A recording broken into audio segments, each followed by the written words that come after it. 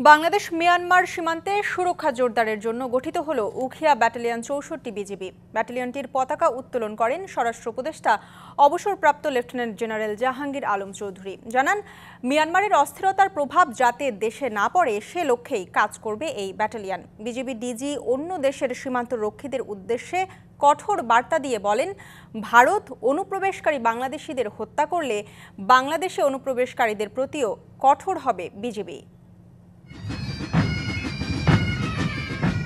Ukhia battalion ৬৪ বিজিবির পতাকা উত্তোলন অনুষ্ঠান।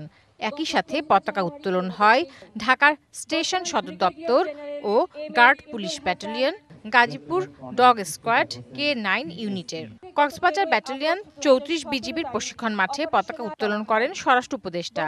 উপস্থিত ছিলেন বিজিবির মহাপরিচালক মেজর জেনারেল মোহাম্মদ আশরাফুজ্জামান সিদ্দিকী সহ বাহিনীর ঊর্ধ্বতন কর্মকর্তারা। লিলি হালাল বিউটি সোপ, বিএসটিআই কর্তৃক সনদপ্রাপ্ত দেশের প্রথম হালাল বিউটি সোপ। দীপ্তিময় উজ্জ্বল ত্বকের জন্য। বিজিবি ডিজি সীমান্ত রক্ষায় নবগঠিত এই ব্যাটালিয়ন সহ বিজিবির প্রতিটি সদস্যকে দৃঢ় প্রত্যয়ে কাজ করে যাবার আহ্বান জানান।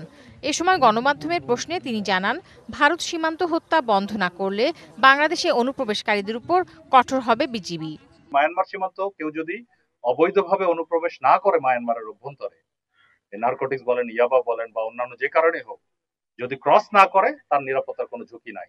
নিরাপত্তার যদি কোনো ঝুঁকি থাকে সেটা সেই নিরাপত্তা দেওয়ার জন্য আমরা বিজিবি তৈরি আছি। অনুষ্ঠানে স্বরাষ্ট্র উপদেষ্টা বলেন, বাংলাদেশ মিয়ানমার সীমান্তে সুরক্ষা জোরদারের জন্য উখিয়া ব্যাটালিয়ন ৬৪ বিজিবি ছিল সময়ের দাবি।